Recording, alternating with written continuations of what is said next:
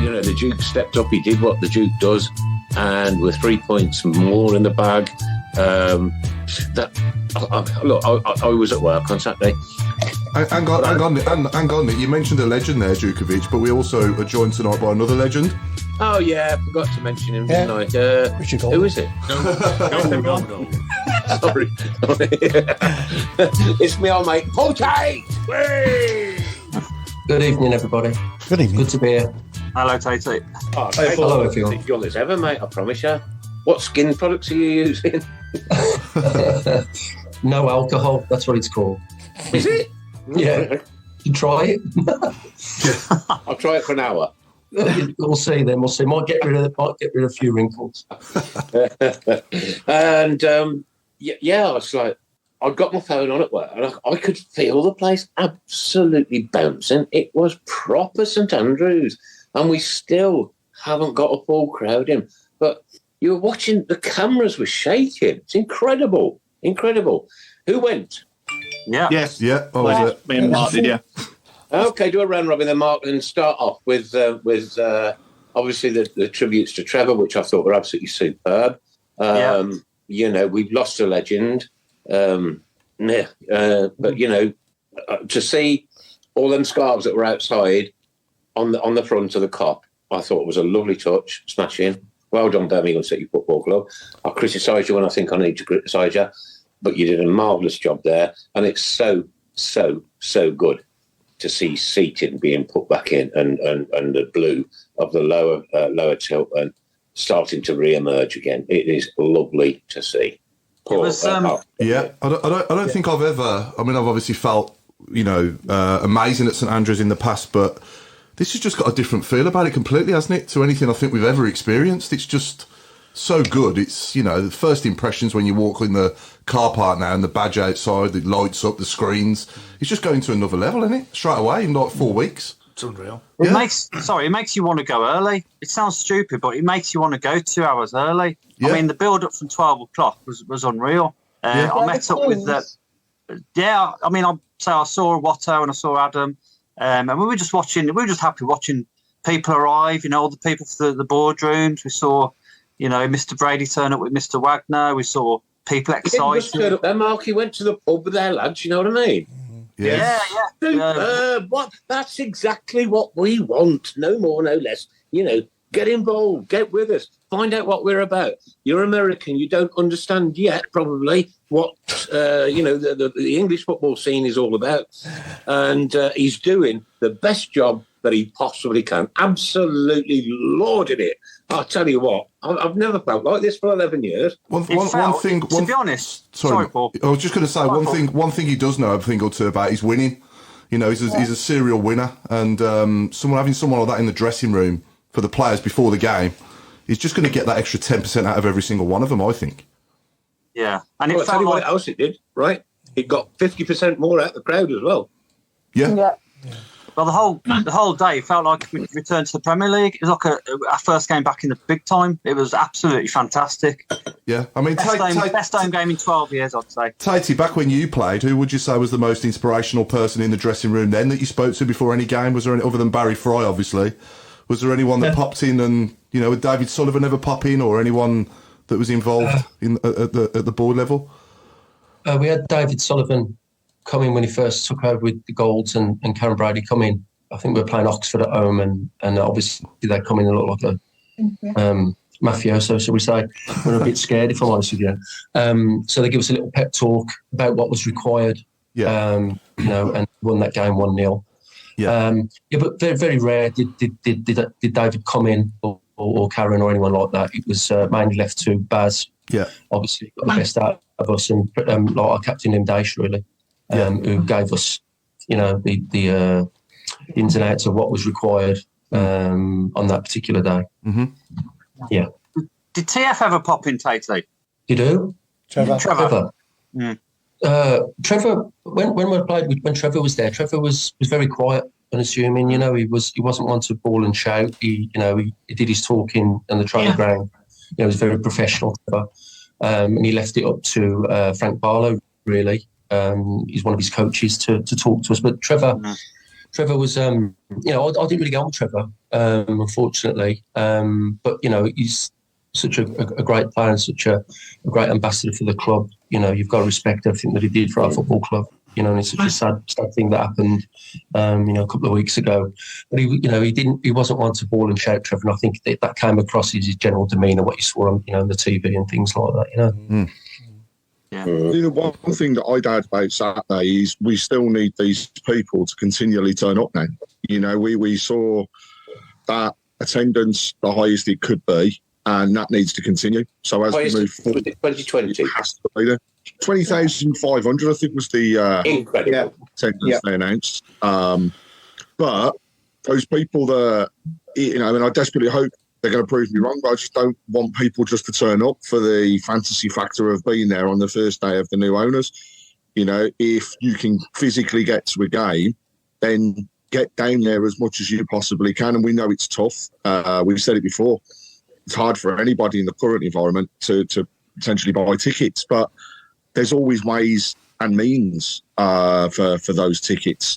So please, continue to get down there and make that noise, because put it this way, we'd have lifted the roof if there was a full capacity in there. Yeah. And, that I think can happen over time, and I really do believe it will happen. I think, and I should say, good evening, everybody. Sorry I was late. Yeah. The football helps, though. We played really good football. Yeah. I think we played really, really well. So hopefully people will come back and go, actually, we don't look too bad. We've just beaten Leeds. So I just kept shaking my head at work because I couldn't believe what I was listening to. We were brilliant. The signings have been atomic. It was atomic, I promise you, mate. And it came over so well. And the presenters on who were doing the Blues TV. The job, yeah. They were saying, look, this is St Andrews, this is what it is, this is what it's about. And thankfully, Mr. Wagner and Tom Brady have now heard what we can produce with half a stadium. Yeah. Will we have the blue stuff and all that coming up again, or do you reckon that's a one-hit wonder? I hope it stays. The powder and the boil. I hope it stays. I think it'll really. That was cool, wasn't it? And I'm thinking, this is like the last game of the season. We're on Sky, and we need to win this game to stay up again. You know what I mean? Yeah. But Richard, it must have been challenging for you. Saying hello to Mr. Brady and announcing the 7 times champion of the Super Bowl. That must have been pretty surreal, considering the environments that we've been around in the past. I mean, it was absolutely unbelievable, to be honest. And I've got to say, with just over 20,000 in there, I think I've been doing the job for, I think this is my 17th season. I'm not sure. And even the local derbies against the Villa back in the day, I think they made more noise on Saturday. It was incredible. Yeah, it was. Yeah, it was absolutely incredible. And absolutely superb from the Blues fans. Something to just get behind, get excited about again. It feels brilliant, doesn't it? Yeah. It's like a massive cloud's just gone, and I couldn't hear anything I was saying on Saturday. Yeah. The fans just. I mean, I might as well have not been there. Even Jasper, God bless him. Even Jasper, God bless him, had to sort of like cut it a bit shorter, didn't he? Yeah, Jasper. Jasper. What Jasper did is he paused and he let the fans in. He maybe should have just done it and then let the fans in. But it's a very emotional day for all of us. And Jasper was good friends with Trevor. Yeah, I know. So doing that for somebody who's a massive icon and a massive friend of yours. It must have been hard for Jasper. Very hard, yeah. When I passed him the microphone, I could tell he was really quite, taken back by the moment, to be honest. Yeah, absolutely, as you would be. To be honest, Rich, we saw him come in and he looked broken. Yeah. Tom as well. Not normally chirpy, but he didn't look it at all. Yeah, Mark, I think we helped him through. I think singing "Keep Right On" at that point, where you could tell he was stuttering. Yeah. I think we helped him through, and I think he needed that, and we could see it, so that's why we started singing. Yeah. But you could see Tom as well. Mark and Craig, obviously, we were at the Tebley thing on Friday night, and Tom's still obviously very upset about it, as well as we all are, Yeah. But obviously, Tom and Jasper knew him personally really well, so it's different thing, isn't it? I seen his son James as well after the game, and I think he was quite taken back by the occasion. Yeah. But I guess he just wants to try and see the Blues still and try and put not put it behind him, but obviously he wants to sort of carry on watching the Blues in aid of his dad, I suppose. So. Yeah. But I must say, on the pitch, I was so impressed with the back four. Sunic and Bielik together were fantastic, weren't they? Oh, and I mean Sunic. I don't know what's happened to him since he's been away and come back, but what a game he had. He was my man of the match on Saturday. What are you going to think of, Paul? It's where he's been, and now he's come back home. Yeah. And Laird and Buchanan is he's just slotted straight in. You wouldn't even know we signed him. I think he was brilliant, and Laird was exceptional, and Dembele. Yeah. For him to get him under £1 million, they're all going to be signings of the season because they were just brilliant. I thought Dion at the back, Sanderson had his best game in the Blues top. I thought he was absolutely superb, Dion. He was. But they all were. Yeah. I had some Stoke fans come up to me on Saturday afternoon after the game, and they said, "Watch your space, mate, because your club is going to go right there. You are back. Yeah. You are back." And we've got a lot of work to do. Inside, outside, team-wise, this, that, and the other. But Richard, what's the feeling like actually inside the stadium, working within the confines of St Andrews? Is there a better feel now than there was 5, 6, and 8 weeks ago? Oh, I mean, absolutely. Everyone was just buzzing, Nick, to be honest. I don't think it's proper kicked in yet. I think it's going to take a couple of games. I mean, you're talking about the pre-match stuff. We had the pyros, we had explosions and streamers. I actually didn't know we had the streamers. So when I was doing my announcement and it was going boom, boom, and I'm going, whoa. But I mean, it was incredible, wasn't it? It was like being at a Super Bowl show or something. Not quite as big as that, but I thought the stuff with the screen as well was brilliant. Obviously, you talking to fans in the crowd and it's on the screen. Yeah, so everyone knows what I look like now. I like that. Yeah, but we have been a downtrodden club for the last 12 years, a downtrodden club, changing managers, this, that, and the other, last day relegation battles. This is the change we have all begged for. I have the goosebumps on my arm. Here we go. Look. It could be quite a boring season, though, Nick, after 30 games gone. You know, we're like just above mid-table. Yeah. It could be boring. I'll be happy with mid-table. Save me from 17th and 18th. Mid-table's perfect. Yeah. I was only joking. Mid-table, please. Sacked in the morning. You're getting sacked in the morning. What they've done, though, we've got to look forwards, though. I mean, I'll be honest. I heard enough on Saturday of we've got our club back, right? And that's exactly what it is. It felt as though, as fans, everybody was together inside that stadium on Saturday. And now we've got to look forwards. Got to stop looking at all of this, what's happened in the past business. Because as far as I'm concerned, it's gone.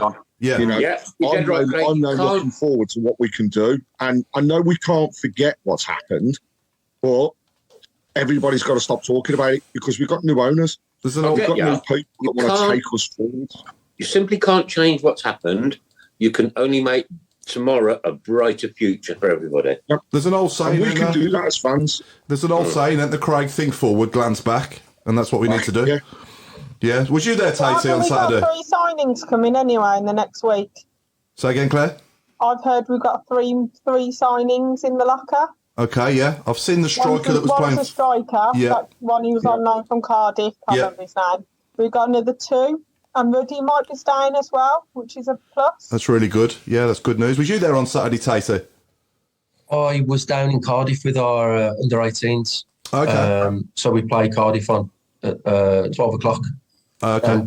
Just at their training facility just opposite their main stadium. So I didn't get back home until 4:04, so I got the last half an hour. Okay. On Blues TV. So that's what I saw and listened to a bit on the radio as well. But, what I saw, it was very good. And it's all positive, And I work for the club as well, and I'm there 2 or 3 days a week anyway at the training ground, and it's a lot of positivity, but it's going to be the toughest season in the Championship that there's been, I think, ever. I don't think there's any weak teams in there this season, and it's going to be a roller coaster again, I think. Yeah, we just played Leeds United, who came down from the Premier League. Yeah, we did, Nick, but I think I've got to look at the whole season and say, of course, I know this is the toughest league. And Yeah. Tatey, I totally agree. This is the toughest league we have seen in the Championship for a very long time. They get Because tougher we've by got the year, teams that don't are they? equal. Well, we've got teams that are equal. And this is the difference, you know. I know Southampton, Leeds came down, but they've lost a lot of players. Southampton, it's something like 100 million that they've taken in now through sales of their players, but they haven't yet replaced them. So there's questions: does it make them weaker? No, it doesn't. They're a Premier Slightly League to the right side. It makes time. no difference. Yeah, Yeah, absolutely, Claire.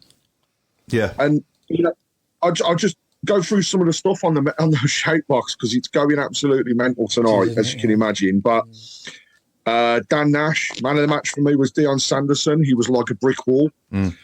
Sunic found his true home now. Now he's playing in a correct midfield.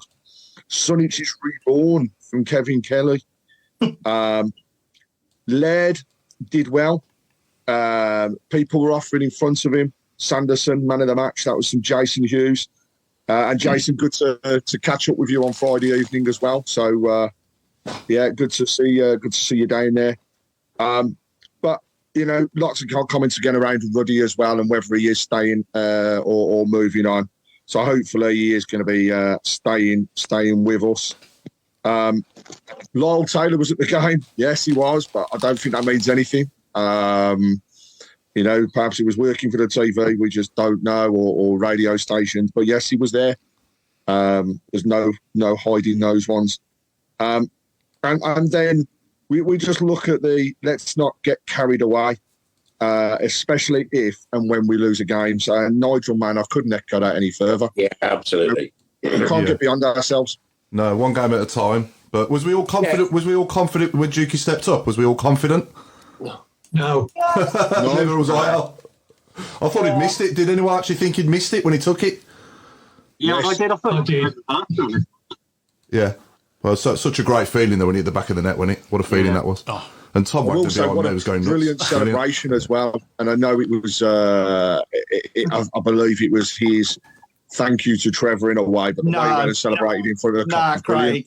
No, If you it look was on the a great- highlights, it that was touchdown. You That's reckon? what it was. Yeah, Tom Yeah. Brady, Oh. his touchdown I think it's an one. American football celebration, in all honesty. Yeah, it was. Okay. People jumped on that quick, and it's nice to think that, but it was definitely the NFL thing link. But what they've done Or to it might have been a tribute to Severley. what they've done though to St Andrews in such a short space of time, in like 4 weeks, you know, they've already turning water into wine, aren't they? It's unbelievable. I was a bit worried actually. I thought they're not going to get this done in time, and they sort of have, haven't they? You know, they've done. You know, for what we was expecting, it's been done and some. I mean, the screens outside the car, I know, amazing. getting them up and in time and getting the content done for it, and Yeah. just the new blue on the cup, Yeah. just looks superb. Even the main stand with the new blue seats, Yeah. it's just smartened it up, and it looks like a proper ground again, doesn't it? Yeah, even something daft like the steps being white instead of yellow. Yeah. What a difference that makes. Yeah, it was a pleasure to be there, is what I would say. An Yeah. absolute pleasure to be there. And I think the fans thought that as well. I think it come across. Yeah. You know, absolute pleasure to go there again, watch the team, be entertained. The problem we've got is, as Paul said, there's a lot of big clubs in the Championship with a lot of big aspirations, you know. Yeah, so, yeah. you know, a lot of them have been in the Premier League, come down, and there's expectations. So it just makes the league even harder, doesn't it? You know? Yeah, but, you know, positivity breeds positivity. And if we can, you know, have that right mindset all season and, you know, have this feeling like Craig said earlier, you know, get the ground like that every game this season, you just never know where it could take us. I think fans coming to I Birmingham went as to well the now. Trevor tributes last Sunday, as I said last Monday. And I looked at the outside of the ground. I thought, this looks really shabby. And there's no way they're going to get this ready for next week. Oh, I did some and then great work. when my brother showed me a photograph of it, I was like, God, that is amazing. It's just Yeah. brilliant. I've got to say, Nick, just quickly as well, I was desperate to get hold of my match day script in advance as much as I could.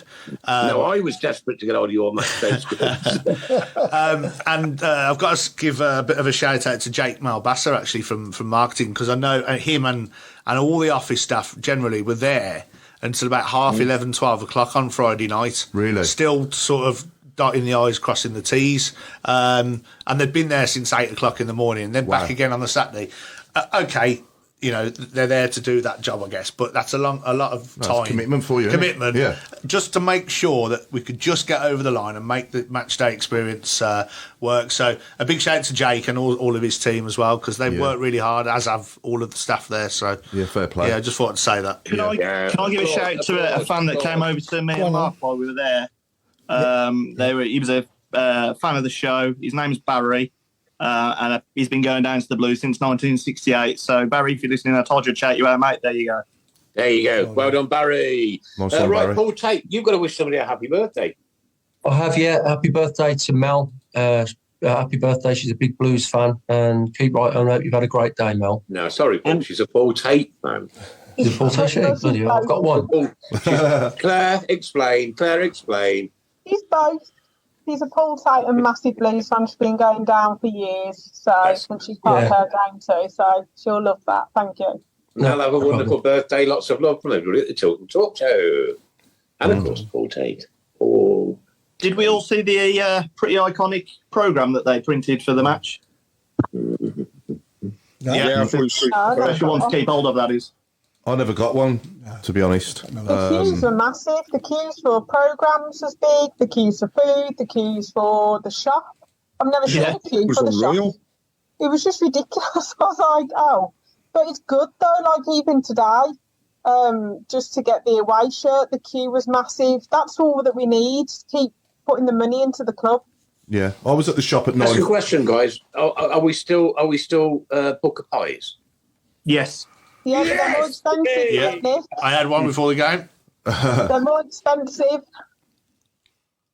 Ladies and gentlemen, we now have a top line. We are definitely playing for a full house this evening. We're definitely. Yeah. I was at the club shop. I popped up in the morning first thing. I was in there about 9:30, and there must have been probably 30 people in there then. Going back to before this has happened to the club, I'd be just being there on my own probably. Do you know what I mean? At that time of the morning, even on a match day. So you can just tell the whole place is just booming at the moment, and just the face on people in the shop at 9:30 on Saturday morning, the people that I'm talking to in there are just completely different vibe. But we scored in the very last moment of the game. What was the Coventry Road like on the way out? Busy. couldn't see it from the John Francis suite. No, I'm on about the supporters. Like, well, Bar right. It's like often, even sometimes after we won, it was doom and gloom. There must have been something really special there on the way out. I heard quite a few fans singing "Leeds are falling apart again." Yes. An old one. I heard that one. There was a little bit of banter with the Leeds fans, but I've got to say, actually, Nick, it wasn't. Oh no, it wasn't people outside celebrating or anything else. What was the vibe with the Blues fans? Yeah, it was positive, but because we'd come away with a result, it wasn't over the top. I think that had been inside the stadium. That's where it was different, and that's where the atmosphere needs to be. Coming outside of a ground and singing afterwards is absolutely pointless. You've got to make sure you lose your voice inside. I certainly know that Claire lost her voice, but that was because she was shouting at other people rather than the game. No, I was shouting because the one thing that they did annoy me on Saturday was we didn't shoot enough. So we had so many opportunities where we could have hit it. And then when we did hit it, he should have passed it. And Craig, you knew that I wasn't very happy with that. But it was at the terrible. end of the day, if you don't shoot, you're not going to score. And then, you've got to have a go. Like Dembele was 20 yards out from goal and he's tried to pass it. She's arrived. Though the caps. There she is, making a weekly appearance on the Tilton Talk Show. Moving on. We got into a couple of positions. We've seen a lot about players coming into the club potentially as signings, but you're working with the younger lads at the moment, Have we got the next Jude Bellingham in the books? Is there this player ready to stand out or actually, I suppose, is that positivity breeding into the youngsters? Because I guess they didn't have the opportunity to meet Brady yet, but just knowing that he's involved in the club must give him a huge, huge boost. It's we've got some great kids coming through. Obviously, we're competing. The likes of Aston Villa are buying every kid going at the moment, and with what they've got to offer at their place. So it is really, really difficult at the moment. But I think we've got the most productive academy in Europe now for under-18s, who have lads who've got minutes in the first team from the under-18s coming through. There's a lot of good kids coming through. Now, what I do like, the 18s of what we've got at the moment, is they're all local lads as well. And a lot of them are from really rough areas in Birmingham. And they know they're very streetwise and they've got each other's backs. I think what we've had over the last couple of years is lads, we've had to sign players from all over the country, really. And when you do that, they don't know what it means to play for Birmingham City Football Club. And it's part of my job, part of Liam Dacey's job and Martin O'Connor's job as well, to an extent, to let them know what it is like and what it means to play for Birmingham City and what is required. And don't let them forget it. And they're taking it on board. You know, I said to them, you've got to run through brick walls. It's a no retreat, no surrender policy. If we get beat, we get beat. But, you know, I want to get back to when teams play against us, I want them to come to the end of the season and go, God, I don't want to play Birmingham again next season. You know, I want an identity of being an horrible team to play against. And I said to them, you know, as soon as you step over that white line, you turn into someone different. You know, you turn into a different being when you come up. That's as it was in your day, though, Paul, wasn't it? Yeah, And it's a different. Listen, coming back into the game now for me, it's very, very eye-opening what the modern day player is like, and everything. The training's all different. The analytical departments, the physio departments, everything's different. But the game hasn't changed. You know, it's still 11 versus 11, and you've got to have a winning mentality. I know what our fans expect. As football fans in general, they want is the players to give 100% with quality. And my job is to identify that in training, those players who are struggling maybe, and have a little chat with them, giving them a G up and giving them a kick up the backside as well. That this is the most important time of their young careers. They haven't done anything. You know, they've got the first rung of the ladder, and they need to give their all for 18 months to try and get a pro contract. And then that's where the hard work starts, because they've got to get another 8 2-year contracts, another 5 3-year contracts over their careers to have a long career. And I don't think they understand that when they come in through the doors, because, believe it or not, they've all got agents now. Yeah. You know, that they sign for a club at 16, and a large percentage of them are coming with an agent, which is absolutely bizarre. And these agents, I'd say, was it 95% of them have never played football in their lives. They just see these kids as a cash cow. And it's a big, you know, gripe of mine, that what information are they being fed by these agents? They don't need an agent. All they need to do is get themselves in the building, work their socks off, run through brick walls for our club, and see where it takes them. But the 18s at the moment, I can't speak highly of them, and with the coaching staff with Martin Olenshaw and Danny Barham, they're all working tirelessly to get this next conveyor belt of kids coming through. But we have got some very, very good lads coming through, as we have in the 16s as well. Paul, my daughter's 11. She's a massive blue nose, and she wants to make it in the women's game. What's the best pathway for her to kind of pursue going forward now? Well, does she play for a team? She does the go along for free kind of thing at West Bromwich Academy. Right. That's the only door she's got in at the moment.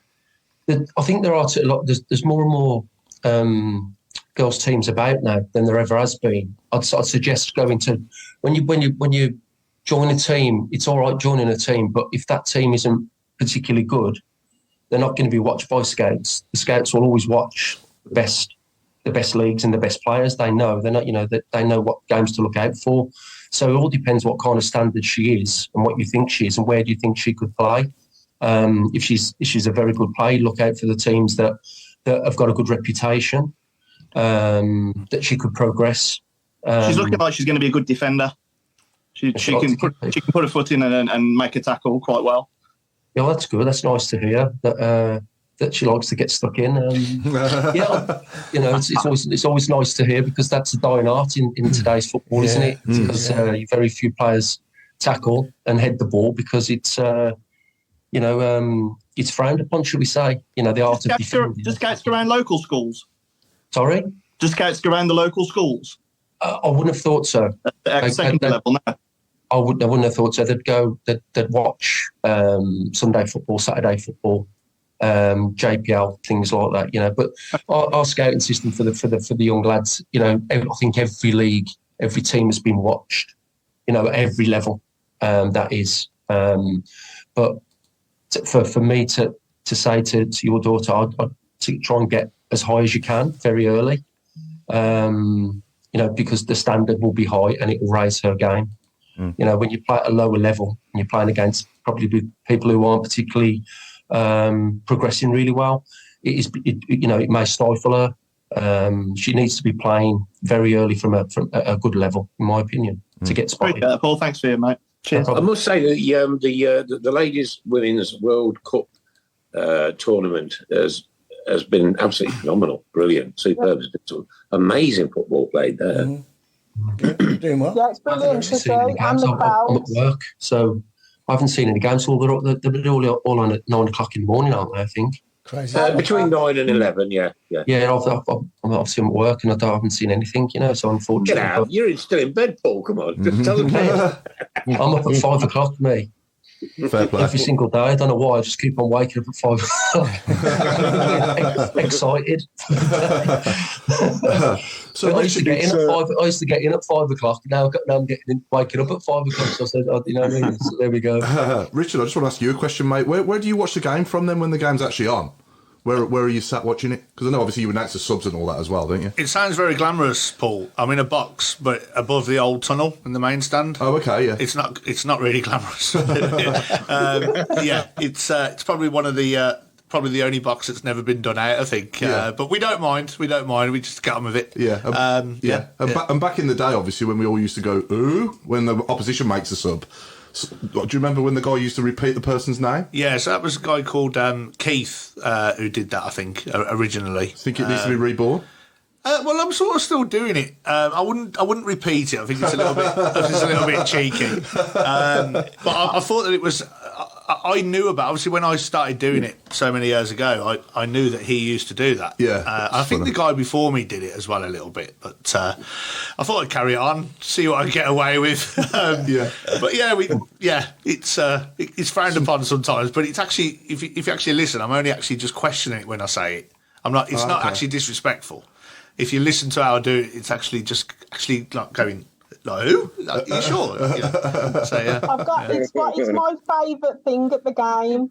Me and my mum always talk about it. You know, when you say, like, and it's Cristiano Ronaldo, and then you wait for it. Honestly. Yeah, and I'll tell you, I love that. Another thing this season and last season, and it's HJ Wealth Planning are the sponsors. Yeah. And it's great marketing for them because when we do the away sub, even they get a who after after we've had the it's brilliant. Yeah. I think that is so funny because I love my comedy. There's no better in life than laughter. There's enough things going on in the world without me adding to anybody's misery, and to laugh is the best thing ever. But when that very first, I can't remember the footballer's name. And you repeated it twice, and I was just in tears. I can't remember it Absolutely superb it was. Yeah, the first one ever was Reggie Blinker, wasn't it? I think. Reggie Blinker. When he was playing for Sheffield Wednesday, I think. Right, I'll take your word for it. And that's how it was born. I don't know where it came from though. The first one on Saturday. The first one on Saturday, by the way, was absolutely superb. It was so loud. It was brilliant. I get a right buzz when the crowd do that back. Sorry, he wanted to get in. Sorry about that. Rich, have I imagined it, or has the PA system actually had an upgrade as part of the new owners? No, I don't think you've imagined it. I think it has. Yeah. They've really tried actually to get this better. It was chronic. Yeah, well, I always used to say to people when they say to me, it sounds really rubbish, it sounds like... I'll go, when you speak like that, you're Chris Brown in disguise. Yeah. Rich and Tatey as well. Have you met Mr. Brady yet? Or you got any plans to? I personally haven't. I know there are plans to meet Tom Wagner and the rest of them, but I'm not sure on Tom Brady's if he's going to be coming much more. I'm not sure. I know Tom Wagner will be, but I'm sure we'll have a little meeting with him and the academy guys shortly. But everything coming from him for the academy anyway is all positive, because it's been seriously underfunded, our academy. And, the training facilities have been let go because the groundsmen haven't had enough staff, believe it or not, and enough equipment. The equipment's out of date, and everything needs upgrading. The pitches need upgrading for where the lads train. So everything, what we're hearing, is positive, but it's obviously you've got to get it right, first team first, before it filters down to anyone else, because if your first team aren't doing on the pitch, then nothing else is going to work. So I'll get that, and I might continue, but I'm looking forward to the investment for our academy, so our kids have got decent facilities. We've got to learn to walk before we run. I haven't met them either, by the way. I don't know why they'd want to meet me, to be honest. Richard, quick question for you, buddy. Do you know, with all your pre-match bits that you do you write your own stuff, or does somebody else write that for you and prepare it? No, it's prepared by the club. The only thing I prepare is the half-time interview with the player, which sometimes comes across a little bit short. But you write an interview, sort of 5-6 questions, and sometimes it could end up being 5 to 7 minutes long. But then you could get a player who's just little one-word answers. Yeah. And what we have to remember is we've got a 15-minute break, but actually we've only got 12 maximum, really, because the players are coming out, especially if you're 1-0 down or the other team's 1-0 down, they send them out early generally. So I try to not, anything at half-time, try to make 10 minutes maximum, because if we were still out on the pitch messing around, like kicking a ball into the net or a chip and win or something like that, that's no good. We've got to be off. Yeah. So, but no, the answer, I went off piece there. No, the club prepare it. And I do the half-time stuff for the guest, which was John Frayne on Saturday. He was good guest as well. Yeah, he is. Yeah, we've had him on here, yeah. I guess it can be challenging at times as well, because they've just coming out of the Legends Lounge, haven't they, after being in there since midday-ish? Yeah, well, we all know that Hoppy's always good entertainment. No, I mean, he doesn't drink a thing. Richard Chip and Win coming back, or the shed? Question for Paul Hipkiss. Are you turning that water into wine? Always. The answer to the half-time thing, I know that their club are working on something. I'm not sure what it's going to be, to be honest. I think Saturday was probably never going to have anything on Saturday. We need to just absorb the atmosphere that we had. I guess we'll be bringing something back. We'll watch this space. Who knows? I don't know. Bring the shed back. Oh, the shed was awesome, wasn't it? Brilliant.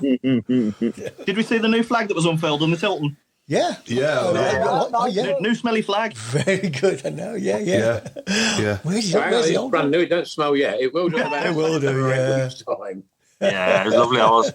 I'm just trying to imagine what it's going to be like when the lower Tilton and Copper open. It's going to be incredible, isn't it? Really. I mean, it was incredible anyway, but when you've got like the stadium, I think we will sell out, to be honest, when it's fully open, because it's going to be a novelty as well. And how the safe standing will have an impact as well. Well, I was just about to say, how good does the safe standing look, awesome. by the way? Yeah.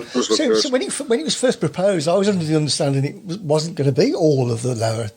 Yeah, it's all the lower Tilton. Yeah, all the Tilton, yeah. That's going to be all, yeah. Right, just want to bring the chairman of the board in. What's your take on what's been going on lately? Can't get me breath, to be honest. I'll tell you what I saw today. Was a young lad walking down Bexhill High Street with a Birmingham City shirt on. You really? Now, this is 200 miles away from Birmingham, and I looked and I couldn't get my breath, and I thought that lad's probably had that shirt for about 3 years, and he's just now brave enough to walk down Bexhill High Street with it on. And it's incredible. And I spoke to him, and his mum had been the reason he supports Birmingham. His mum and dad lived in Birmingham for a long time, and that's why they support Birmingham. But this lad wasn't old enough. He's never been to Birmingham in his life, but he got the shirt on, and I pulled up in my car and I saw him, and I thought that's a blue shirt, and I believe it. Never seen one in this area before. Never ever seen a Birmingham City shirt in this area. But there he was. And I thought, well, that speaks volumes. And, he's suddenly proud to put that on and walk down whatever street. I can't wait to the day when Manchester, Barcelona, Bayern Munich, and all those places, Ajax, are full of Birmingham City shirts. I can't wait for that. I've just got to say before we carry on, good evening to Mike Wiseman, who's joined us and watching the show. And Mike, your celebrations on Saturday and your face behind Mr. Wagner when we scored that penalty is superb. And I may happen to have a screenshot that I'll pass over to you. But it really is very, very good indeed. That also shows how much people that have been involved in the club for a long time actually appreciate what's going on as well. Almost at the end of the game, Craig, and I don't know whether you've seen any of the footage, the TV cameras panned into Mr. Wagner and Tom, and this little lad come walking down the steps, held his hand out and shook Mr. Wagner's hand. That was Adam? This lad was about 9. He was about 9 years old. And the look on his face was like, oh, my goodness me, this is what I want to see. I want to see stuff like that. Brilliant. Absolutely beautiful moment. He does seem to have a lot of time, actually, for the younger ones. Just before we opened the turnstiles, we had I don't know if you noticed the Trevor Francis thing on the centre circle that the kids and we did a practice pre-match, and he came over and introduced himself to every single one of those kids, shook all their hands. Beautiful. That's superb. Top draw. Absolutely top draw. They want to make us a global brand, don't they? And I think they're going to. I've got every confidence. Every time I hear Tom Wagner speak, I could listen to him talk all day. He's fantastic. I'm annoyed at that, Paul, is that I'm 61 years old. Yeah. And I know, it's gone and it's history, but the last 12 years has been just such a waste, such a complete waste. Doesn't Wembley come up about every 12 years for the Blues? Not a football team in the world called London, and I can tell you now, I can see this going all the way. I just hope I live long enough to watch it. Go on, Rich. I'm just saying, we're due a trip to Wembley, aren't we, Nick? Every 12 years or so. 12 years, How fitting would it be if it would be in the year with what happened with Trevor, if we actually achieved something this season? Massive cup run. How fitting would that be? Yeah. Put it this way, for the first time in a long time, I won't let my missus look at holidays for May. Yeah. No. Absolutely. No, you're right, though. So she's just said, where are we going in May? We always go away in May, with some end of with the playoff finals on. Yeah. And I just said, I ain't committing this time. I just want to see how we're getting on after, by Christmas and whatever, see where we are. Yeah. Chris, can you just pull my screen up a minute? Sorry. Oh, yes. Can I just say something? I'm since the season started, I must have watched 7 or 8 live games from the Championship. And I watched all the highlights over the weekend of Premiership, and I've never seen such crap defending in all my life. Team after team after team, thinking, what on earth's going on here?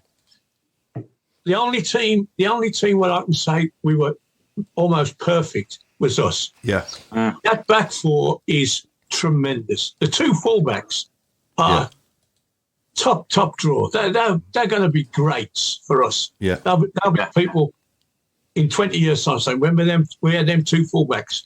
They were superb on Saturday. And we got to score some more goals, unfortunately. But if we defend like that for 20-odd games, then there's nothing we can't do. But we know something's going to happen. A ball bounces the wrong way. Somebody sticks the ball in the net, and we've got to score more goals. We've got to score more goals. One a game is not going to cut it. As good as our defence is, and it was brilliant. I loved it. I was a fullback myself, and I just looked. I can go back the horror shows that I've had set in front of me over the last 12 years of left backs who can't play. This guy Buchanan was superb. Yeah, and I sat there looking at him. He's right in front of me for the second half, and I think you can play, son. You've got it all. Your pace, strength. You can pass. I loved this. I absolutely loved this. And the fact that they hadn't got any tea in the main stand canteen, I even forgave him for that. I said to my dad, you know, this is by far the best left back we've had. This is only half hour into the game. I said to my dad, this is the best left back we've had since David Murphy, straight away. Yeah. What does everyone think of the cup draw, by the way? We're at home. Cardiff. It's winnable, isn't it? Yeah, you get a home game. You know, let's go on a cup. I love the cup. Absolutely love it. Let's go for it. Get it full. Let's get it full again. Who's going to turn up on a Tuesday night? Come down. Is it on the Tuesday? Is it the 29th? I think it's normally on a Tuesday, isn't it? All you people have got to do right now is remember that moment against West Ham at St Andrews. Oh, God. And that atmosphere and that the passion and the love for our football club, we need to get that back in our bones, completely and utterly support our club, week in, week out, win, lose or draw. And we will lose. We will lose. We do need to do that every week. Yeah, really. I mean, people who couldn't go on Saturday, because it was like inundated with people who couldn't go, but those sort of people come to the cup game, you know. Or if you can't to make go a lot for the of games, kids. come to the cup game. Kids for a quid, five for everybody else. Fill the ground. Yeah. Can I just For nothing, if possible. Can I just remind everybody as well that the Blues are letting, I think it's all season ticket holders into the ladies' game. That's right. Yeah, on Sunday, isn't it? Is that right? Yeah, so that's really good. That's really encouraging as well to get bums on seats for that. I say the ladies, call the women's now, isn't it? But I think that's superb as well from the Blues, getting bums on seats for that. And let's try and, get some bigger crowds in for that as well. Yeah. I've got a problem on the 29th. I'm going to see Peter Kay. Oh, okay. Yeah, but also I think with the women's as well, getting Hope Powell in, you've got to go for promotion. She is a legend in the women's game, and what she doesn't know about football isn't worth knowing. Yeah. So they've got to go for promotion this season because they could go far now, especially with her. Yeah. They're making some really impressive appointments, aren't they? You have to say that. You can just tell that they want everything to be world class, don't they?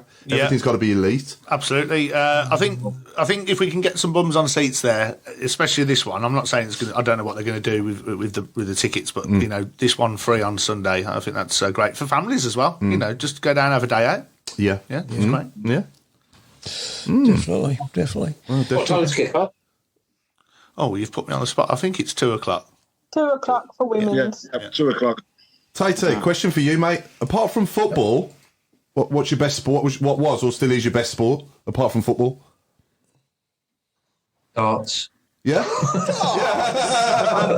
In a pub when I used to go in a pub play darts. I don't know. I'm not really into any of the sports. Really. I watch them. I played, used to play cricket years ago. Yeah. I started golf as most footballers do. Yeah. But obviously that was so frustrating, and I always ended up waiting to get back to have a drink at the bar. So I used to cut the golf short and end up off me nut for about 2 days after that. So what I do now is just walk the dogs. That's my. If you could call that a sport, I love dogs, and I just go out with my dogs, and I go for miles, and that's what I do. But for sport, I'm not really into anything other than football. If I'm honest with you. Ever done a 180? Ever done a 180 on a dartboard? Have I ever done a what? Sorry, a 180 on a dartboard. Ever done a 180 on a dartboard? Have you? Fair play. I'm not playing him. Oh no, I'm not either. I've got 2 treble 20s a couple of times, but then I've just about it. Yeah, they get a 1. Yeah. What does everyone think of American football? Do we all watch it? Do we all know a lot about it? I do. I love it. It was a pinch me moment when we. Yeah, it was a pinch me moment when we appointed Brady. Yeah. Well, you turned up on Saturday with a massive cheeseburger, one of those caps with 2 hands on it, clapping. Big foam hands in the stadium. I knew who he was, but I'm not massively into NFL. I have watched a few YouTube videos since though he's come in and seen his best bits and stuff. You That's can see natural though, right? You can do that. You can see he's a class act, can't you? Yeah, it's top class. Yeah, he'll make a big difference when they're around the place. Well, that can last, 15, 20 minutes, a quarter or just over that, but still lasts 4.5 hours in total because of all the stoppage. That's baseball, Craig. Baseball's horror. It's horrendous. I do like watching, though. I do like watching the American football because it is entertainment, and if they can bring even 15, 20% of what's in that game towards St Andrews, it's just a huge difference. And Tatey, a couple of questions have come through on the board, and actually just a general comment as well, which I found quite amusing. You were talking about players saying they've got agents. Well, Linda, bless her, has mentioned that her 8-year-old granddaughter has actually told her she needs an agent already, so it shows how it rubs off in the game. So a couple of questions that have come through. So in terms of, you mentioned there the youngsters, I think we've heard a lot around some of the names, but one especially seems to be resonating quite a bit, and it's son of friend of the show and ex-Birmingham City employee and article writer Colin Tatton. And his son is doing very well at the moment. So the question is, thoughts on him, and do you think he could break through into the first team at any point? That's a good question. He's had a very good start to the season. He scored a hat-trick. We beat Nottingham Forest last week in a friendly 6-0, or a Cat 1 academy, very highly regarded. He scored 3 and had a couple of more assists. So he's hit the ground running, and he scored 2 at Cardiff in our first game of the season on Saturday, and was very, very lively. He's a natural, but I'd say he's the best goal scorer at the club, in the whole club at the minute, and that's including the first team. Best natural finisher I've seen. Really? Yeah, he's very much old school. He plays on the shoulder, makes some very intelligent runs, and anything around the box is absolutely lethal. He had a bit of a bad patch in the last season. His confidence went a bit. You know, when goal scorers aren't scoring, they tend to lose their confidence. And you know, what am I playing for? He was trying too hard. I had a good chat with him. You know, I've got a lot of time for Frank, a lot of work with Frank, and he's done exceptionally well. He's a lovely kid. Obviously, I'm good friends with his dad as well. And we've got him back at the ground running. We went on tour to Scotland with the 18s in July, and we played 3 games up there, won 2, beat Rangers 3-1, lost to Bournemouth 2-0, beat Ayr 2-1. And everything has been positive. And Frank is, if he keeps his head and keeps on working hard, he's got a great chance. He's a second-year scholar at the moment, so he's coming up to get his first pro deal. And I'm hoping that he continues in his finer form. But he's a great worker, and he's quite aggressive as well. I'm trying to instill that into him, that he's, controlled aggression.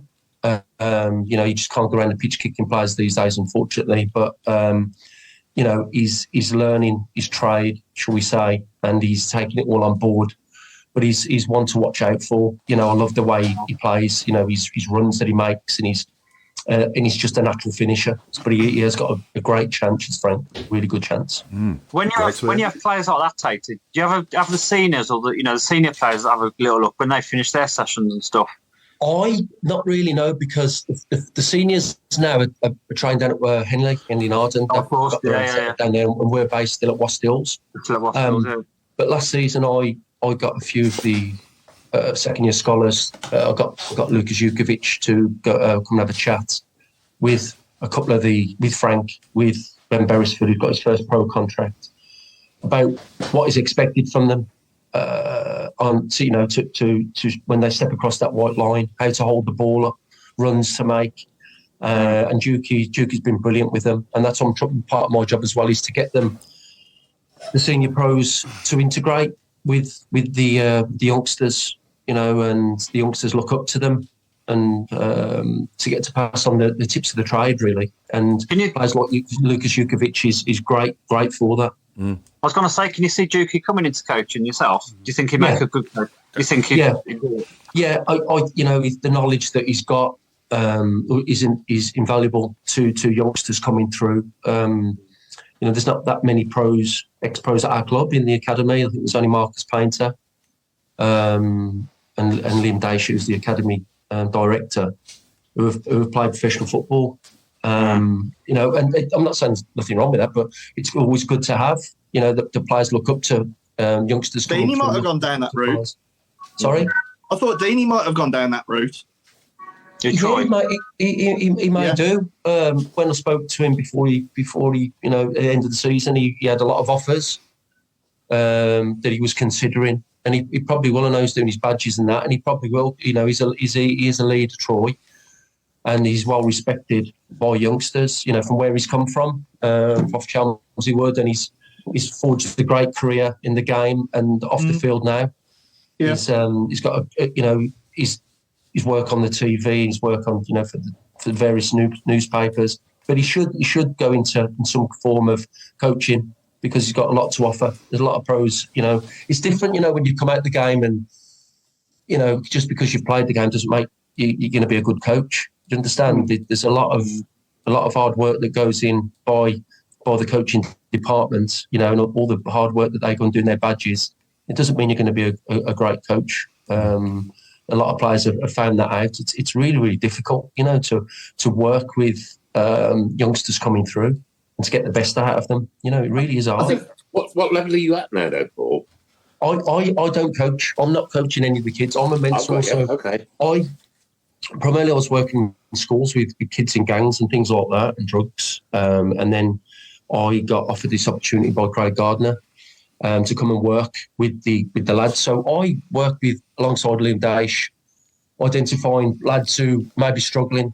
And then we've got an academy psychologist, Dr. Sarah Finney, who's a fantastic psychologist, sports psychologist. And then I'm my eyes for on the pitches, that if I do see lads struggling, that, you know, I have a chat with them and then see if we can get them in with the psychologist and see what's going on for them. So it's something that's probably groundbreaking, really, that not many clubs have got that. Yeah, what a fantastic initiative. So many horrible things going on the streets of not only Birmingham, but my town here, and every town. That is an absolute revelation, I promise you.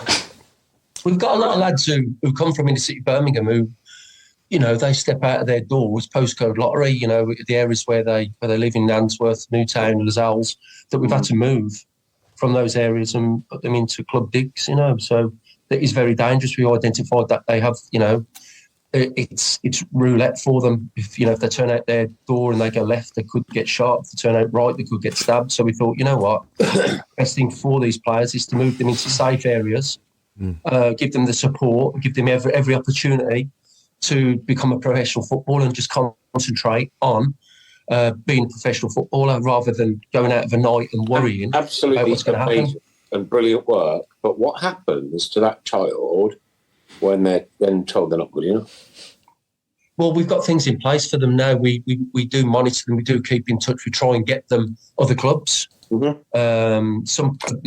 We've got obviously the lads who've just been released, who have gone this, parted ways with the club. We were in touch with them. A lot of them, we've got them as scholarships in America.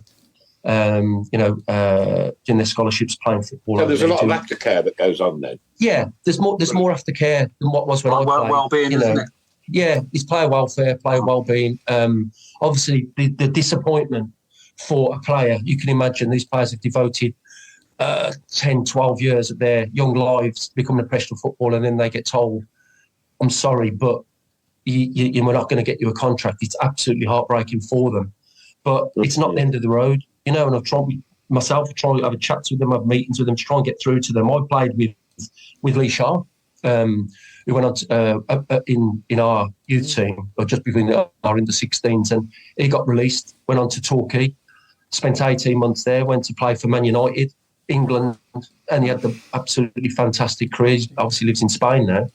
And it's not the end of the road. Just because one coach, it's about opinions football. Just because our clubs say you're not ready for us, there's 91 other clubs out there who. And again, I know these are sensitive questions, right? But how is that process? How does it? Is that process mapped out by one person, or do you have meetings and then meetings with the individual? It's meetings with the family, with the parents, with the player. Yeah. We've got a whole player welfare department at the club, which look after these players, which are in regular contact even now, knowing where they are, what they're doing, what clubs they're going to. We forward all their clips of them to clubs, a circular to clubs to say, this is what we've got, this is what this player can offer. Are you interested? And a lot of the lads have been away. They've been, with a variety of clubs already. And some have got stuff sorted and some haven't. And you've just got to keep knocking on the door and don't give up. You know, the football world's a cruel world. You know, it's not like turning up and having a five-a-side game. Yeah. It's a cruel world, the football world. You know, and if you're not strong and committed and got the desire and the fight, you're going to go under. So the other part of the question then is, how do you feel when a player gets offered a professional contract in front of his mum and his dad? It's amazing. It is amazing. It's, you know, the lads who've just been given pro contracts. We've had one come from grassroots who's been given a 2-year. Lad come from Newcastle, got released by Newcastle, come down to us. Newcastle then wanted to re-sign him, but he devoted time to us. Newcastle this week, by the way. Sorry? Newcastle. Yes, it's a beautiful word, isn't it? This week. So it's the best feeling ever. You know, you can imagine these lads. The parents have been putting all the time and effort, travelling all around the country to watching them play, and seeing their child get a professional contract. You know, but I always try and emphasise to these kids, you know, when I have my little meetings and my little chats with them, that you've done nothing. All you've got is a professional contract, 1 or 2 years. This is where it starts now, because in 2 years' time, you could be out the door. What you're going to do in those 2 years to get another professional contract, you've got to work your socks off, and every training session matters. You know, there's something that I've learned from when I played, you know, that we didn't live right back in those days. And in these days, there's that much money to be earned in the game. You've got a very short career. You've got about 8 years to earn money out the game. That's it. That you've got to give everything. You've got to make sacrifice after sacrifice, and you've got to run through brick walls for this football club, for yourself, and live right. And we've got people like myself, ex-players like Daesh, like Martin O'Connor there to help you, who knows what it's like to be a player. I was a pro for 15, 16 years. Daesh the same, and Martin O'Connor, captain of the club, as was Liam Daesh, brilliant captains, and the kids have got that now to fall back on. You know, to ask us questions, and we give them kicks up the backside. It sounds all like a brilliant support network, to be honest with you, and it really does. And I'm absolutely proud of the football club and yourself and everybody else involved. You know, we would never know the answers to these questions without asking them.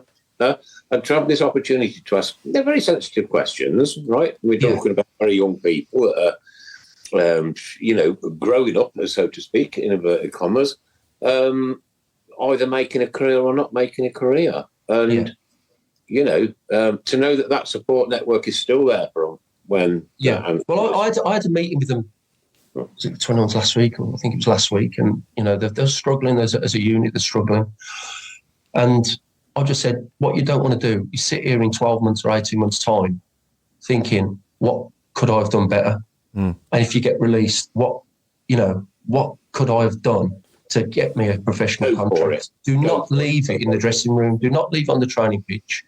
Give your all. And if you can come off that training pitch and look yourself in the mirror and say, I have tried everything in my power to become a professional footballer at this football club and it hasn't worked, you can look yourself and go, you know what, it hasn't worked, but I can move on.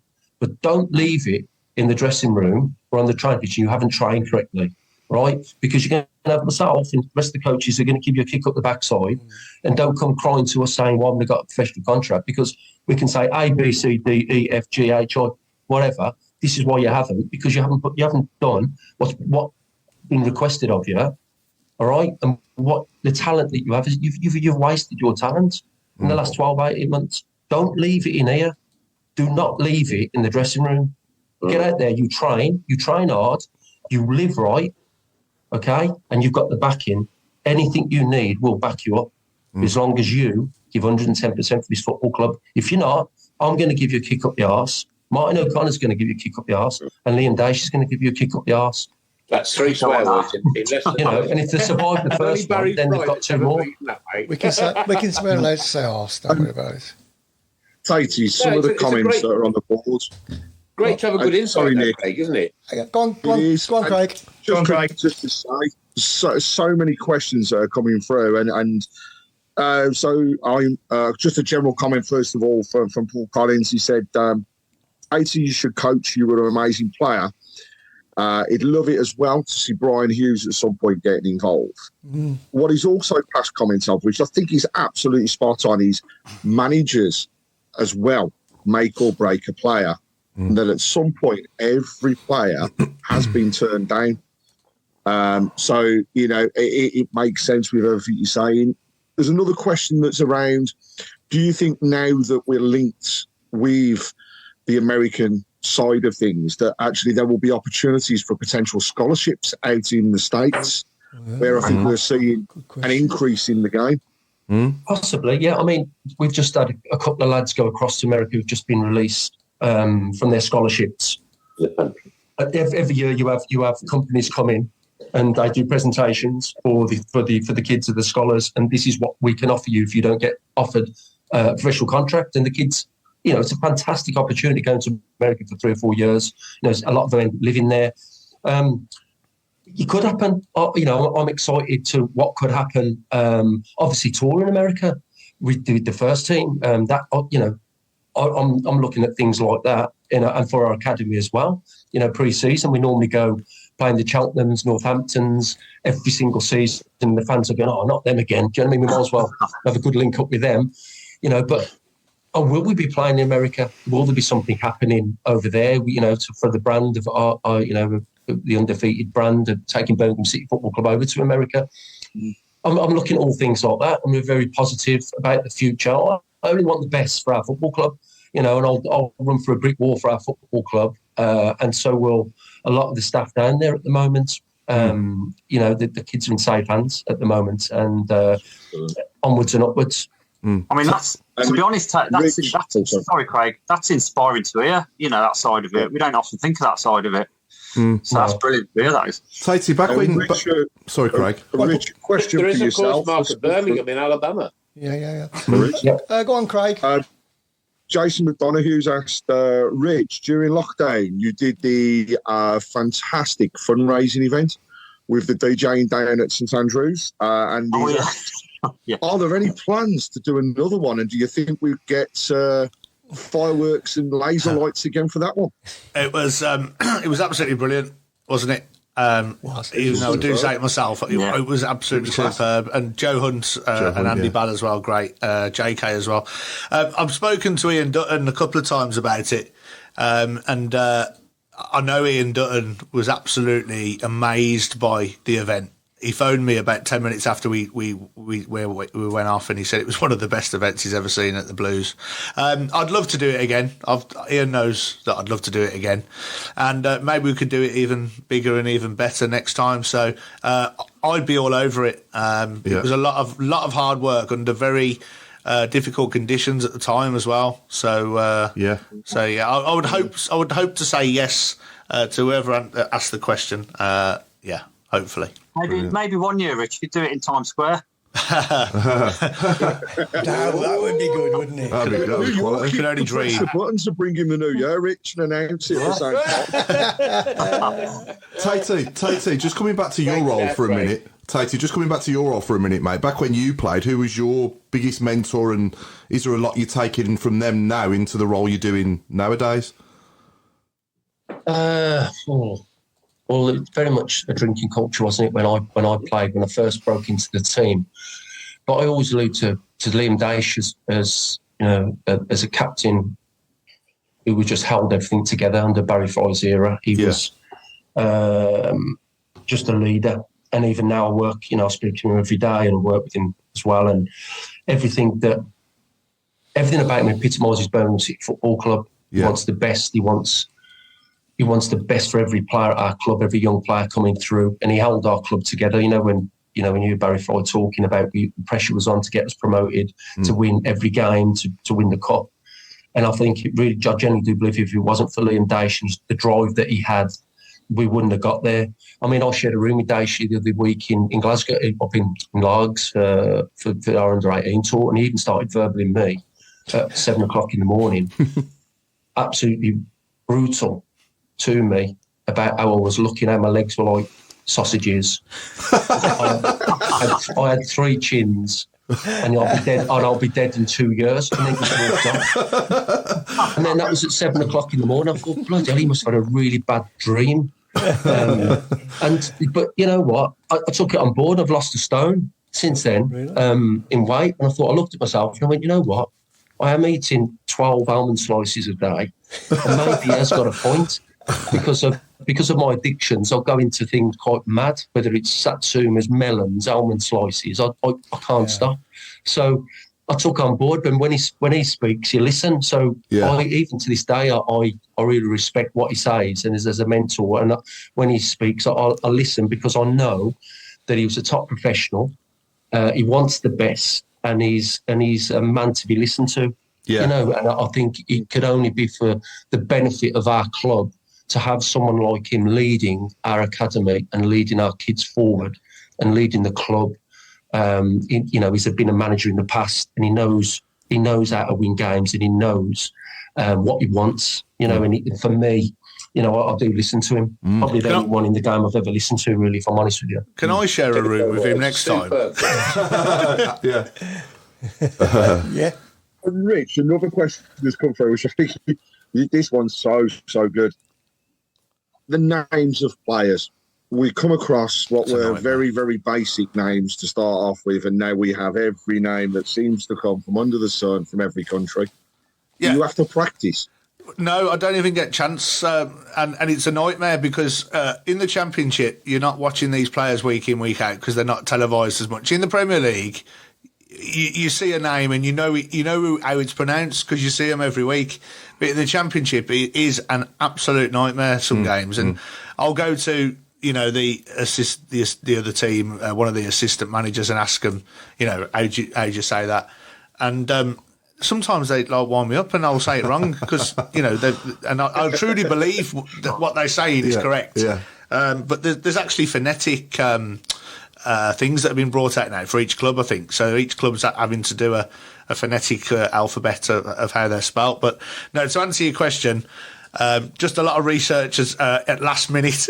It's called panicking, basically. Yeah. So, yeah. Yeah, brilliant. Yeah. Richard. Have you ever made a proper gaff live? I think the worst one was when we was playing Reading and I said substitution for Blackpool. Yeah. And the reason I did that was I was looking down at the scores, and the last score I looked at was Blackpool, and I looked up and they were making easy though, isn't it? So easy. They were making a sub, and I'd subconsciously just looked at the Blackpool score, and just said Blackpool. Yeah, it's amazing how everybody knows where I am as well when I make a mistake, because it's like everybody's looking at me from miles away, but I can see they're looking. Yeah. Rich, when we played the Baggies, Kieran announced them as Wolverhampton. Yeah. I want to try and keep my job. To be honest, I'm after your job. Talking about your job. It's Richard Goldie, I'm after your job. What else do you do, Richard? Obviously, I don't know what you do at the Blues. Obviously, isn't a full-time job, is it? Some people think it is, Do they? Yeah, it's mad, isn't it? Yeah. No, I've got our own little small business building exhibition and event stands. Oh, okay. So we're all over the country. Some little EU shows as well. So it can be quite hard work actually fitting the football in. So I have to sort of manage it quite well. It's getting more difficult sometimes, but So we're off doing that. It's quite seasonal as well. So when the kids are off, we're sort of quite dead, which is good. So that's what I do in the daytime. I'm not a full-time stadium announcer. No. There we go. Yeah, good stuff. Sorry to put in, but coming back to Tatey, when it talked about announcements, wasn't it at Wembley they announced your name wrong, didn't they? I've no idea. What did they call me? I read some of the locals. They said you were Louis Donovan. Yeah. I remember. They did. So I remember at the time I was there with my dad and thought, that ain't Louis. I remember when I made my debut for my Cypriot team, when I finished my career out in Cyprus for a team called Nia Salamina, and I think we were playing a local derby against AEK Larnaca, and they said number 8, Paul Tit. My mates from the crowd were hysterical because the Greek language, the A and the I says that I comes out as an I, the A's are silent. So I was Paul Tit over there. It's a good job you weren't right back, isn't it? All my friends were hysterical. But the stadium announcer, Right, I Tim. guess someone did mention that. I remember at the time thinking that's wrong, but what do I know? Yeah, obviously, we look a bit different, me and Louis, don't we? You know what I mean? It's, Are we into the last 15? Oh, crikey, we are, yes. Yes, we are. Paul knows the last 15. Nick doesn't. So what we've decided this week, based on where Craig's based and where Craig is on a campsite, it's literally anything to do with holiday camp and football. In the middle of our goal. He comes straight in, look at that. I'll start us off with Darren Tent. All tent. Actually, while we're thinking, can I just do a really quick shout out? So I met a lad on the train coming home called Dan, one of our listeners who lives in London. Right. And he randomly sort of started chatting, and he listens all the time. So, cheers, Dan, if you're listening. He's stalking you now, isn't he, Mark? Hey? He's stalking you now. Can I come back to you, Paul? Yeah. Right. I want you to take your finger away from you and then look directly at the camera. Right. What I try to do is find out a doppelganger. Now, look straight at the camera. Is this, or is this not, a very young version of Harry Redknapp? No. Harry Redknapp? No, that's terrible. Nick, we want him to come back on again, you know. Yeah, we do want him to come back on. I think Paul Tate looks like Paul Tate. Yeah. There's never going to be another one. There's no one else who's going to look like that. I don't mean he like that. But you know what I mean. Right, so we're going to go for Brighton and Camping Stove Albion. There's a few others that have come through. We've got Tent Alexander-Arnold. That's a good one. That's good. Peggy Sheringham. Yeah, I like that one. Rude Caravan Nisselroy. really? Name and shame, please, Craig. But I think Tom Kavanagh may well be taking the lead with ground sheet at the Villa. That's a good one. Yeah, very good. That's a good one. Again, please name. That was Don Kavanagh. We've also had Paul Hansen with Delia Hadaginganguli. Hey, Tatey, do you reckon Day should be up for this, last 15? Word association. What's it mean? Yeah. What do you reckon Day should? Day should probably be in the pub.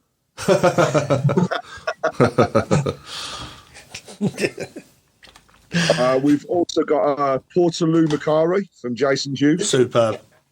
That's a good one. That's a good one. Nicky Forster from Pete Taylor. Nicky Forster.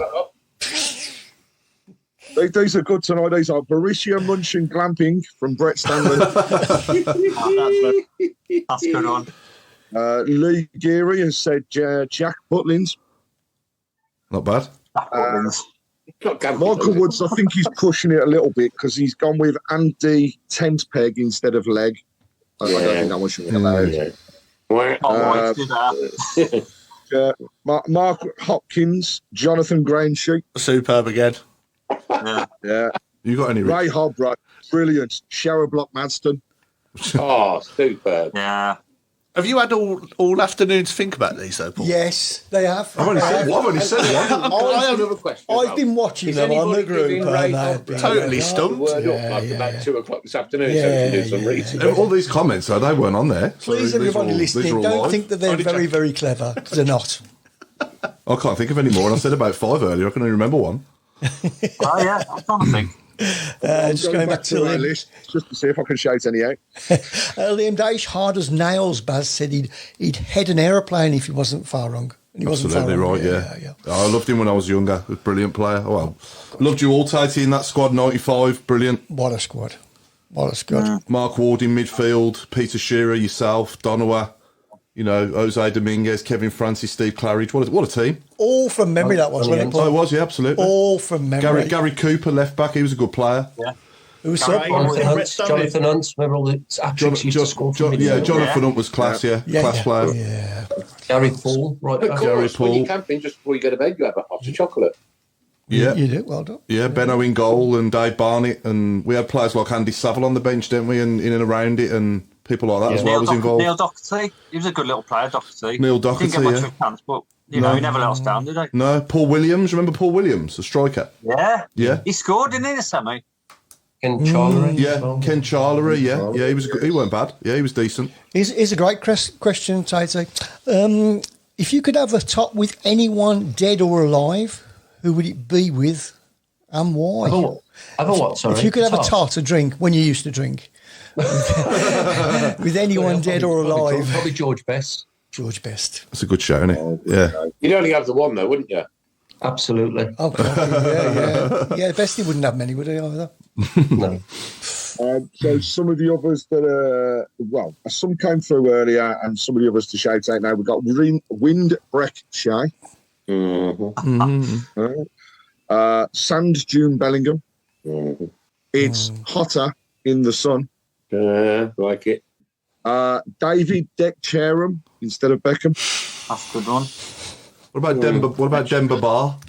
That was almost There's a bar in there on the campsite. Yeah. Wow, it's subliminal, Craig, that one, really. Craig, did I say a funny one? No. No. I think it was 2018, that was. Cloudy and rainy. Who? Cloudy and rainy. Cloudy and rainy, that's a Rainy. clever one. Who's that from? Is that from Munich? Yeah. Surprise. That's not bad, actually, Nick. You know. That's all right. He's got Richard Sharon next Sheen to him. earlier on did say rep Guardiola. He said what? Like that. Rep Guardiola. Right, okay. I just want to say as well, great to see Roy tweeting as well with a picture of himself looking like he's on the mend. Photographer. He's doing okay now, isn't he? He's going in the right direction. Thank God, yeah. Yeah, absolutely. Yeah. Was you there the game when he fell backwards? I was there, but I didn't see it. But no, I was a bit worried about it at the end of the season last year. We had a couple of fill-in photographers, and I was like asking questions. I didn't really know about it. I don't know where you've seen it. It was on Twitter. Yeah, Twitter. Yeah. And I asked about him on Saturday, and we're not 100% sure. I don't know if anyone else is, but it seems like it's all good news. Good, so that's good. I hope that we are right with that as well. So good. Lovely man. Been on the show. Yeah. Taken out. Well, how many photographs was it? You say was it 3 million? Christ. It's got to be, innit? It's been there. What's he been there? 20? Was he there when you was playing, Tate? He probably was, wasn't he? Roy? Yeah. Mate, I promise you. Yeah. I know Roy. Yeah, Roy's been there for donkey's years. Yeah. So Furniture, innit? Saturday's match. Yeah. So, we need to move on to score predictions now, don't we, for Saturday's game? So, Bristol City away. I'll start us off with 2-1 Blues. I'm going 2-0. Go on, Alan. Hello, Alan. Alan, can you hear us, Alan? 1-1. 1-1. 1-1. Okay. I'll come down. Adam Wilkes. I will go 2-0 Blues. Mark. I'm gonna say 1-0 Blues. Craig. I'm going to go 2-1 Blues. Claire. What? Claire. We're doing well. 2-1. Tate. Blues. 2-2. 2. And Rich. I was going to say 2-1 as well. Yeah, I'm going to go for 2-1 as well. Well, that's all pretty positive. Was you there on Saturday? What about Motto? We've done Motto, yeah. It's gone 1-1. 1-1, I think. It's gone 1-1. Yeah. 1-1. Our actor friend, Richard Haler, good evening, young man, has said Roy is doing really, really well. Good news. And he is fighting hard to get fighting fit and back down St Andrews. So it's great to hear. That's great to hear. Brilliant. Absolutely. Yeah, Mark met Richard. It was really good to meet him. Yeah, nice to see him. Yeah. Nice bloke. I don't know what they're saying. Linda Magnus said 2-1 Blues. Mark Hopkins 3-0 Blues. Craig Firth 3-1 Blues. Paul Lilly 1-1. Simon Andrews 2-0 Blues. Nigel Mann 3-1 Blues. Lee Geary 4-0 Blues. Got 1-0 Blues from John Bloor. Paul Collins of Bristol City 1 Blues 1. We've got Benji Smith with 2-all. Paul McCarthy 3-0, Lily Pad 2-0 to Blues, 3-1 Blues. So we haven't had one person that has said Bristol are going to take a result, which is the huge positives, because last season we were hearing the opposite. And a few of the names that have come through as well, Don Gaviner, Tony Showers. That's a good one. Michael Woods, in line with the good old British weather, he has said Howard Gale force winds. Yeah. Some of these we can't. I'm afraid we can't read. Some we cannot read out at all. Sorry. But I think there's some good ones there though. Danny Shitter in the woods. Can't say that. We can't say that one. Name change, please. No, I'm sorry. Who else would it be but Lily Pad? Jason Hughes has also said because it's been cold, Daly had a bowl of cuppa soup.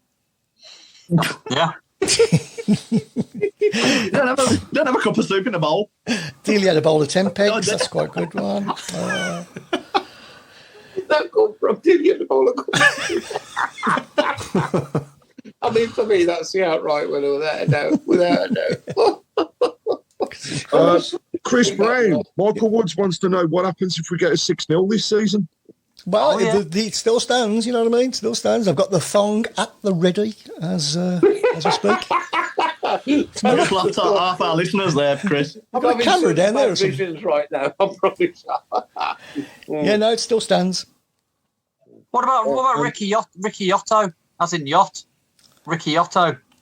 What's that? You can't. That's another ball rush, mate. Oh, come on, your camping trip. Mark, sorry. It's all right, ladies and gentlemen, girls and boys. Don't worry, Mark comes from Coventry. I'm not from Coventry. I'm also slightly worried about Michael Wood's enthusiasm about me going naked. It is going to be a bit concerning, really, isn't it? Yeah. Definitely, Michael Woods. We cannot read that one out, but it is very good. So what do we think then? If we can get a good striker in, I think Scott Hogan's a good striker. He can score goals. I think he will score goals. But we get another one in who's, say a little bit younger, bit of pace through the middle, that can get like double figures, or up like Hogan did last season as well. If we can get Hogan scoring 10 up again as well, then we could, who knows? We could put a push on for top nine. I'm saying, yeah, why not? Let's hope. When would we have said that? When was the last time we would have said that? Yeah. To be honest, though, Paul, can we just quash these things about Lyle Taylor? I think people putting 2 and 2 together just because Lyle Taylor was there. I personally don't think he'll be coming. I think he's trying to get into punditry and stuff, isn't he? Yeah. Then you have a friend who's got a box still, so personally, I can't see that one happening. But we're after that other bloke, aren't we? Yeah. What's his name? The Cardiff, the ex-Cardiff. Cabba, yeah. I can't see Lyle coming back. I don't think he fits the bill now. I think that boat sailed. No team. One thing that I'm really, really, really, really glad about is that John Eustace has got an opportunity to take it forward. Right? He came in. We were in the doldrums. Who would have wanted the Birmingham City manager's job? Seriously? Now he's got an opportunity to go forward and to make a massive name for himself. And I hope he does. And I hope he stays with us. And I hope it's us that he makes that massive name for himself. And on that note, Nick, you've got 60 seconds to say bye-bye. Well, this has been it. It's been the Tilton Talk Show, sponsored by Small Affordable Cars of Tunworth.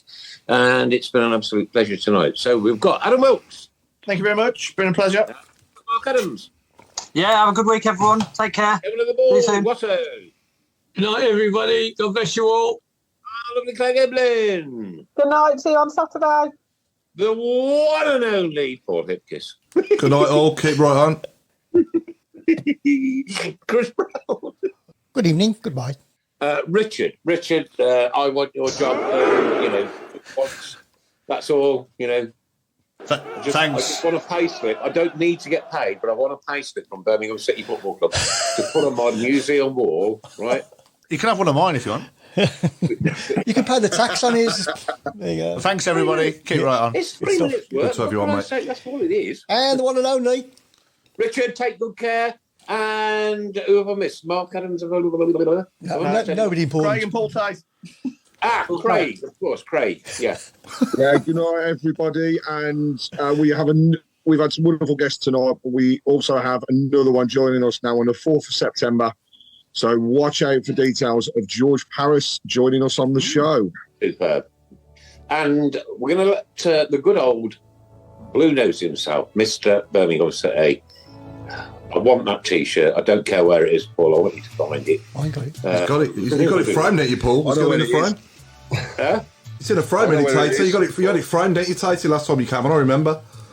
I've still got them. Yeah. Do you know where it is, Paul? Yeah. Where? On a wall beyond no comment. I will hunt you down, I promise you. It's safe. Ladies and gentlemen, a Birmingham absolute megastar and cult hero of the past, but cult hero of the future too. He's working with our youngsters, ladies and gentlemen. We've had some great insight to the work that you do. Say goodnight to the people. Thanks for having me, everybody. Keep right on and let's move forward together and stick together, lads. Let's all stick together. God bless you, Paul. Thank you very much indeed. Take care. Thanks for your time, Tatey. Bye all.